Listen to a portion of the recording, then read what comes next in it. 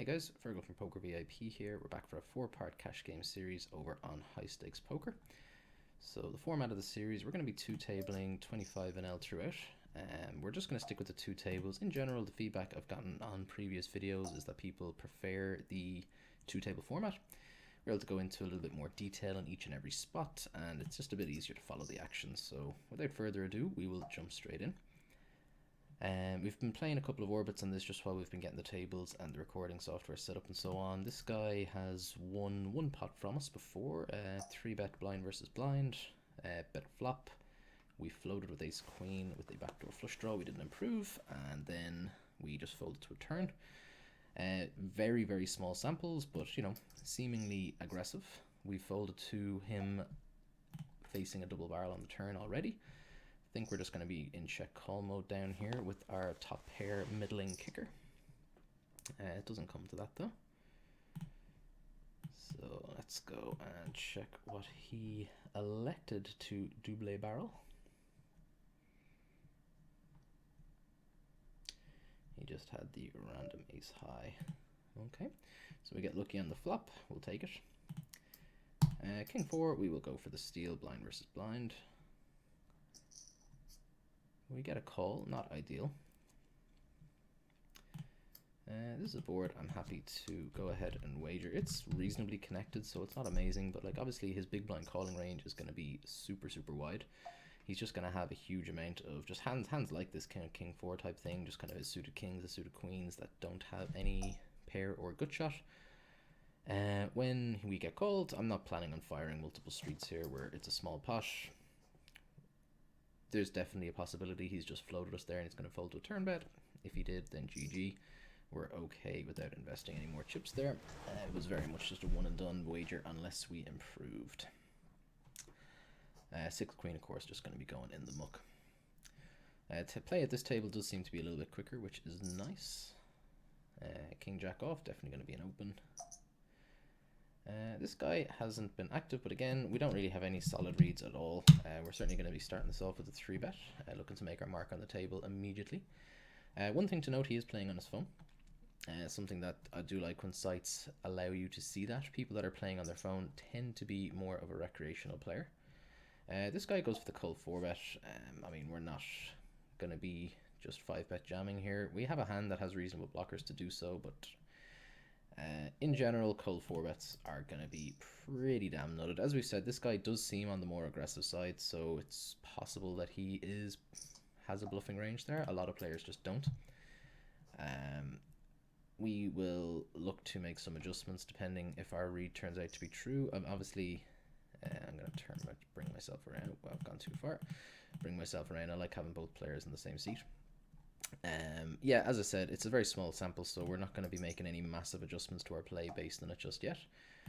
But yeah, so far we will be noting this guy's play and seeing how he behaves throughout the rest of the session for sure. And if he maintains this level of aggression, we will certainly look to adjust. King 10 suited, we just ISO the limper, we take it down. We're going to assume that this Zilvis fella is probably not one of the better players in the pool if he's just limp folding like that. Under the gun raise, under the gun +1, 3-bet, pretty easy fold there for the ace 3. Looking to continue there, seems like it'll be a bit of a nightmare. I didn't actually see how that hand went down. It looked like a reasonable size pot though, and it was one with ace 10 with like 3rd pair.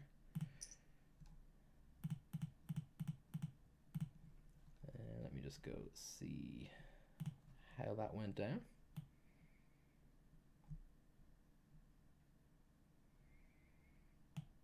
Oh, I didn't get to see the other hand. Did he just take it down and then show potentially? As I said, I wasn't watching, so I didn't see how the action went down. 8-4 offsuit, definitely going to be a fold regardless of the action. There was a limper anyway, so yeah, but obviously we wouldn't have been opening it even if it was folded around. We do open our button very wide, but just not quite that wide. That would be a little bit suicidal. Pretty keen to see what, like, I'd love to see this kind of guy get this sort of limper passive player get to showdown with the hand early, so we can get a feel for what sort of hands that he is going for. Limps and just calling. People like that tend to be quite passive. It's good to get a feel for what kind of hands that they do play passively so that you can make decent adjustments in future against them. And the earlier you get that info, the better. So this is one thing. Normally when I play my own sessions, I play a lot more than 2 tables. So you really get to go into a little bit more of the nitty gritty with the specific table reads when you're just playing 2. It avoids that sort of autopilot mode. So for any players starting out, that's something I'd highly recommend, is really just focus on putting in quality of play over quantity. I'm at a point where my hourly is definitely the highest if I just kind of play the most tables that I'm comfortable with, even if my win rate does take a hit as a result, but because I'm multiplying it, it works out okay. Pocket fives, we are going to go for an open, definitely on like a somewhat loose open, but yeah, it's whatever. I'm okay with it. This is a pretty bad board. It's going to have a pretty decent connectivity with both of these guys' ranges. We have third pairs of the board. We're just going to be in check fold mode. We're not necessarily just set mining here with the fives when we do open. When we get 2 callers, I guess we kind of are to an extent, but this kind of fairly well connected, fairly wet board is basically they can have a huge amount of pairs, but they can also have a huge amount of draws. When they just, like his flatting range and this guy's flatting range will have a decent number of those types of hands in them, and if they want to play those kinds of hands in any way aggressively, then it's just impossible for us to get the showdown. We're certainly never going to be calling multiple streets there with, you know, third pair on that kind of board. King 6 suited, we will go for the defend. We don't like folding suited cards in the big getting a pretty juicy price. Unfortunately, we don't really pick up much of anything. We do have a backdoor straight and a backdoor flush draw. And actually, with that in mind, yeah, we're going to go for the check raise here. We're not repping a massive amount here, but as I said, you know, it's a pretty hard board for Jaxie to have connected too well with as well. And we do have a lot of strong backdoor equity, so it seems like a reasonable spot to utilize some aggression. Okay, Zilvis goes for the limp again from early position. This time he goes for the limp call. We're going to start this off with a check with second pair. We're certainly not check folding, obviously. We pick up a diamond draw, which is kind of nice. We'll bet half pot now for value.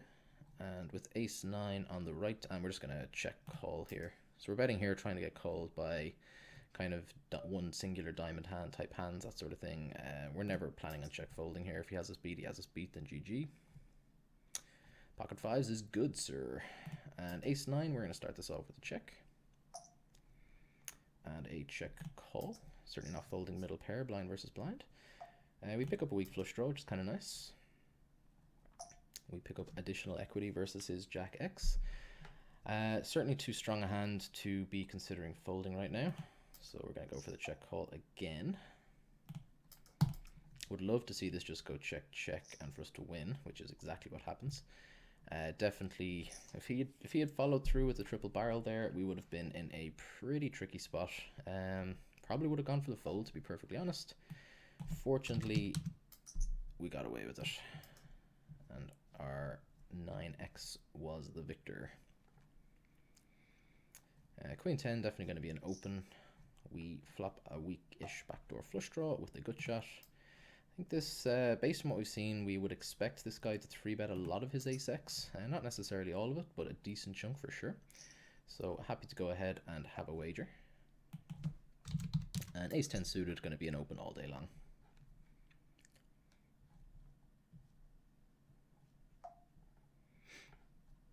Ace 4 offsuit, we're going to go for a somewhat tight fold in the cutoff. Not really a board we have much of anything. Ace high does have some showdown.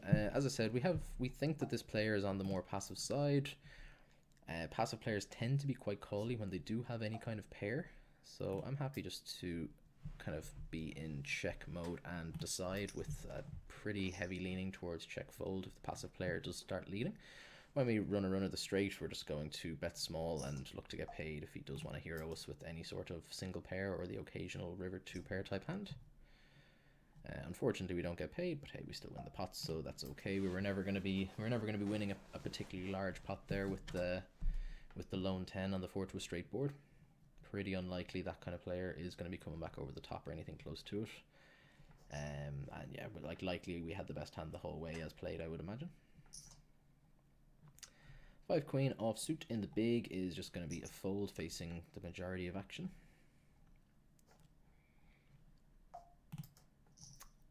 including the under the gun open.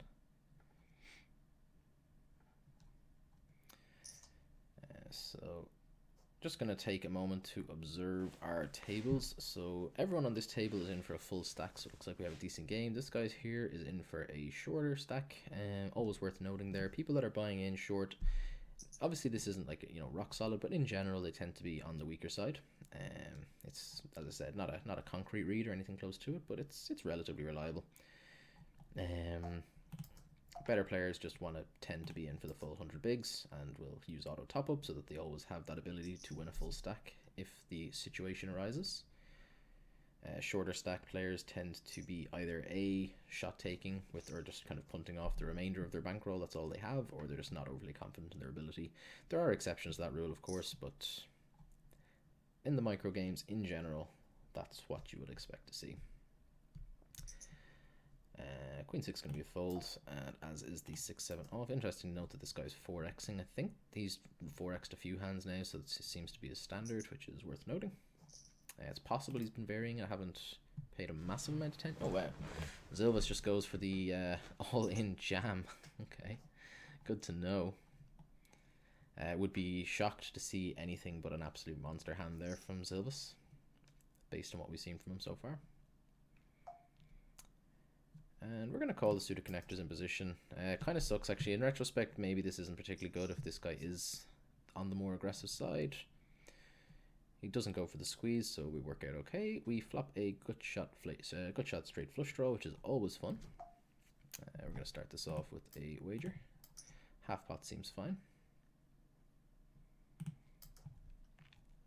And we take it down with 6 high. Obviously, we have a hand that has heaps of equity no matter what, so we obviously don't mind there if we get action, but I mean, just winning what's in the pot with 6 high is an absolutely fine result as well. I think that's one thing that people tend to overestimate, the EV and just taking pots down like that when you, I mean, despite having a massive draw, like obviously, you know, seeing further streets and looking to build larger pots would be fine as well, but just taking it down is an absolutely a-okay result. No complaints here. So yeah, so there's going to be 4 videos within this series. They're all going to be roughly about a half hour long, plus or minus a couple of minutes. I'm going to be recording at least 2 today back to back, and possibly more than that. We'll see how the session goes. And as well, it's kind of dependent. My son's asleep at the moment, so it sort of just depends on how his nap looks. If he wakes up early, I'm going to have to cut the stream or cut the video recording a little bit early. But we should have a couple hours, so I'm hoping to get the full 4 recorded if possible, but we'll see.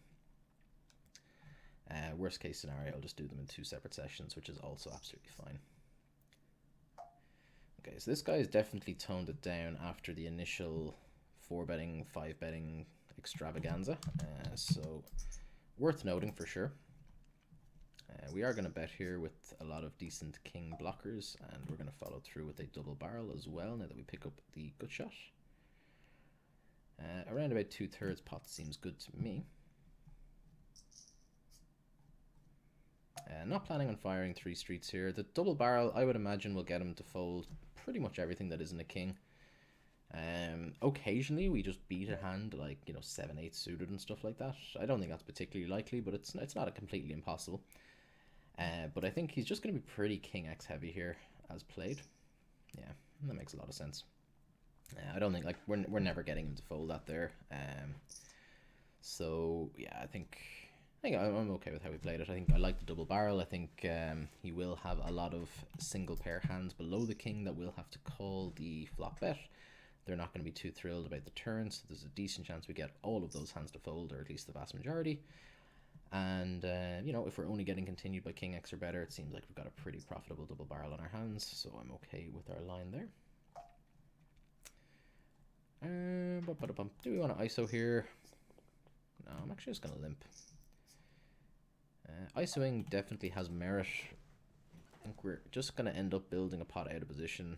Sure, we will have the betting lead, and he just pots it. It's kind of interesting.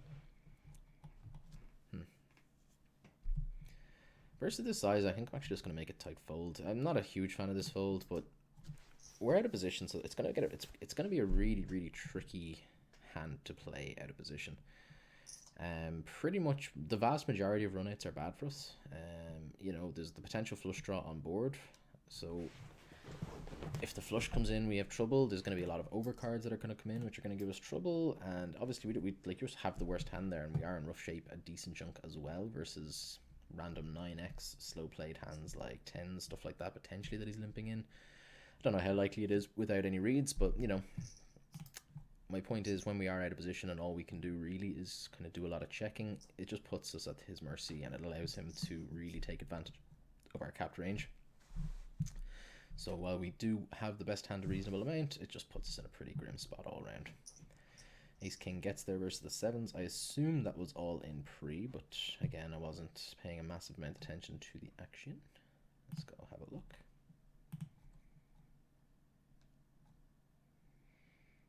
Oh, well, no, there was flop action, but okay, the guy was super short, that makes sense. Just going to call the button with pocket eights. Let's go mining for some sets. No sets, but definitely a pretty okay board for us. We're certainly going to call one street anyway.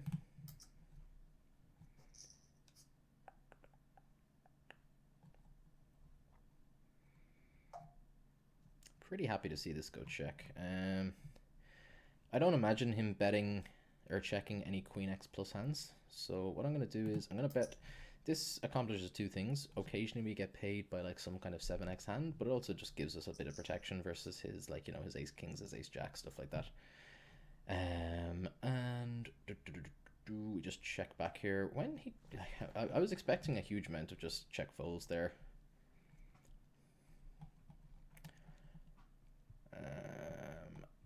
The question now is whether we want to bluff a hand like 9s or 10s. I think we'll just taking our showdown here. I think we do lose here a reasonable amount of the time, but yeah, okay, we did get paid by the 7, which is nice. Getting 2 streets from a 7 seems very optimistic, and as I said, I think if we are going to bet there, our main goal is to fold a hand like exactly like pocket 10s, that sort of hand strength. The jack is a pretty meaningless card. As I said, our read was right. He's not going to be checking his queen x there, I think, with a very high frequency at all. So I like our line overall, and the river is the only spot I'm not entirely sure about. I think I'm pretty okay with that check though. If we are going to bet, I'm going to go pretty big as well, so it's very much a bluff. It's not for value in any way, shape or form. But our sizing worked out okay to get the extra couple of euro in. 5-4 suited, we will go for the open.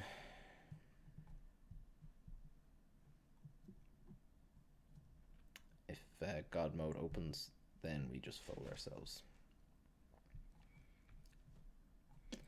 We can call, but it just allows way too much squeezing opportunity behind us, which isn't particularly fantastic.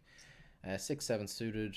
So interested, this Tomas guy seems to be pretty call happy, which is worth noting. But okay, having him on our left, if the kind of, you know, hasn't struck me as particularly aggressive or anything like that. So we're okay having those kinds of players on our left. 6-7 suited, we will defend. Flop isn't the worst, as far from the best though, obviously with the monotone. We do flop the open ender. Not going to be a hand we can put a huge amount of money in.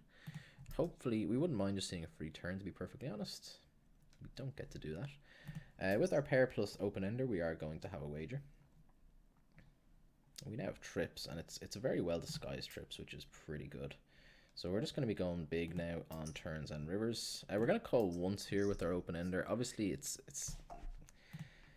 a little bit dicey because, you know, so many of our open enders are not, or two of our outs are just going to put forward to a flush on the board, which is just a disaster. And we're just going to bet really, really small here. Just look to fold out his random high cards. We don't succeed. He has a pair of 9s. Yeah, we weren't targeting a hand like a 9. We were very, very much targeting his random ace highs and stuff like that he just gave up. I just mentioned that Tomas does strike me as one of the more passive players. Like when he 3-bets under the gun +1 here, we're just more than happy just to let him have this one. Ace Jack in general versus any reasonable under the gun +1 3-bet is pretty fine just to fold. People don't 3-bet bluff enough from those positions, and remotely, it's like not even remotely close. They generally will have an incredibly tight 3-betting range from that position. So it's one of the mistakes I see a lot of people do, is just defending way too wide when they're just absolutely crushed by the your expected range. There obviously always are exceptions, and if you do pick up reads, we can adjust, but in general, we're going to be in pretty rough shape there.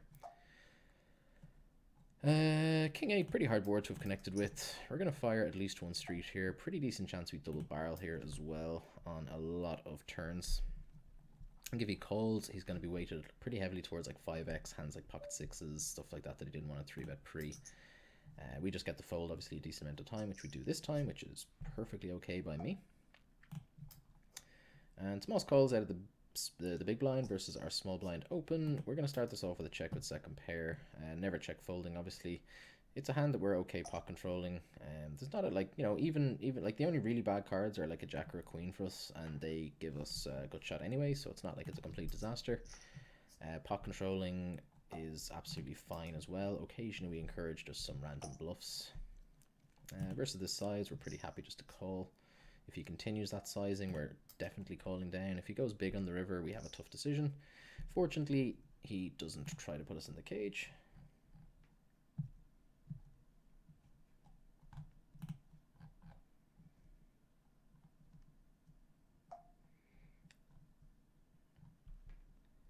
And ace 10, we're going to go for the open.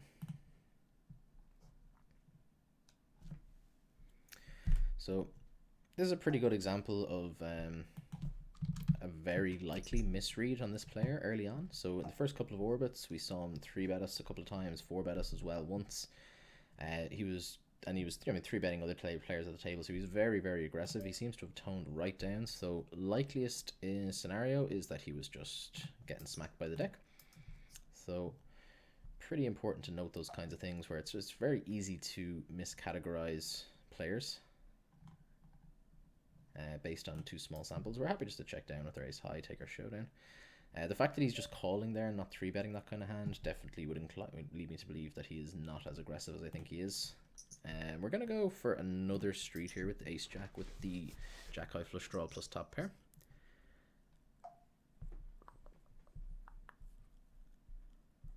And we're just going to go 3 streets now. The decision there was whether we want to check to induce.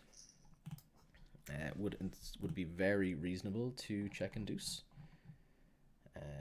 Versus if he has like just the the lone king of clubs, that kind of hand. Unfortunately, we do not get to see what he has. We'll take the victory though.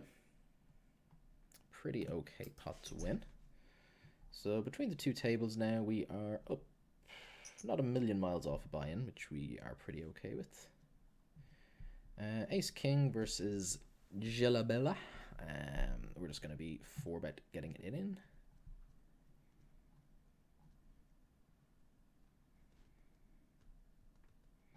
Flatting seems okay. My preference is just to go ahead and 4-bet though. And obviously when we 4-bet, we are never folding. Just gonna bet small, like a third, just under a third pot seems good with top. And we have a pretty comfortable jam on our hands now.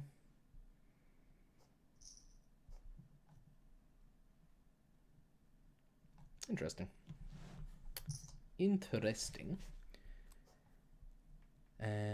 So that has put us up over a buy-in, I believe, for the session. So averaging around about €1 a minute, which so far for the video, if we could maintain that hourly at 25 NL, that would be pretty good going. Something tells me though that is not sustainable, but we'll do our best to sustain it for as long as we can. King Jack suited here, we are just going to defend. Would have kind of liked to have seen that hand get to showdown, because I don't think we've really seen many of his hands go. He's just after leaving.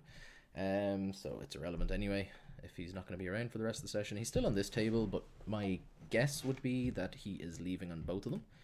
I'd be pretty surprised if someone's dropping out of a single table and not leaving both. There's not a massive amount of tables running at the moment, so if he's continuing the session, it seems highly unlikely that he would just quit one.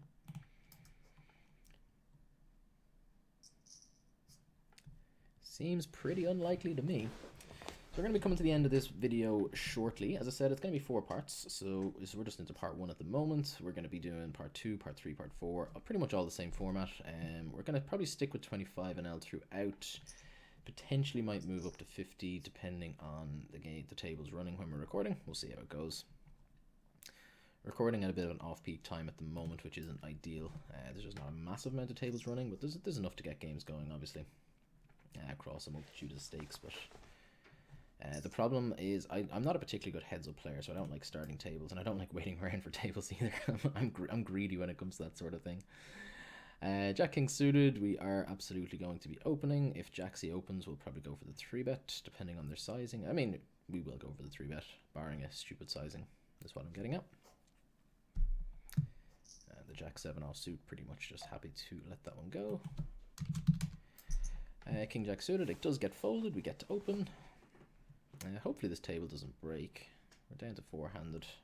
There's a few other games at 25 NL running with waiting lists, so I assume people will drop along and join us. I'm going to check back second pair here. No, not really any turns that we're afraid of or anything like that. We induce some bluffs occasionally. We get to call down pretty comfortably. Not my favorite river, but I mean it's not going to be. We just call. I'm gonna go for thin value here. See if I can get called by like Queen Jack or something like that, or a worse king. We do indeed get paid. We'll take it.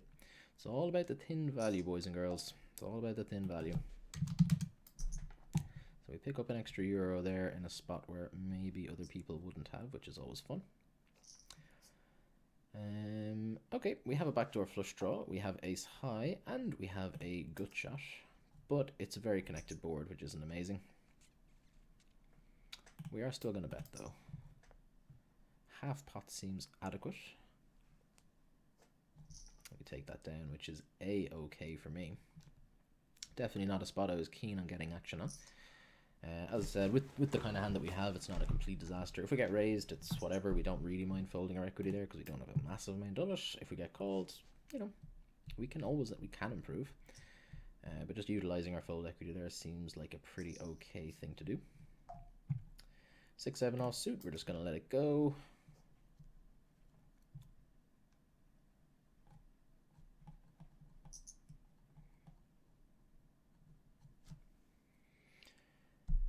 We're going to be wrapping this one up, as I said, now pretty shortly. As always with my videos, if you have any questions, comments, queries about any of the hands that I've played, feel free to post them in the comment section, either on YouTube or over on Poker VIP. I'll do my best to get back to you within any sort of reasonable time frame. Obviously, I don't get to monitor them, indefinitely. So, but in the weeks after the videos go up, I always do my best to keep an eye on them. And every now and again, I go back to the older ones just to see if there's anything that I've missed. 6-7 suited, we're just going to fold, of course, facing the 3-bet. Definitely not a hand we want to be 4-betting or calling out of position. So yeah, as I said, any questions, queries, comments, anything at all, feel free to post them there in the relevant sections. I'll do my best to get back to you within a reasonable time frame. So as I said, this has been Fergal from Poker VIP. Thank you very much for tuning in. Part 2, we're literally just going to click stop and click start straight away. So it's just going to be back to back. So you get to see the session continue as any of our relevant reads develop, which is always fun. I think it's always one of the more interesting side of things, of especially regular table poker, where you're not playing speed poker, where you are playing with the same players, hand in, hand out, positions stay the same.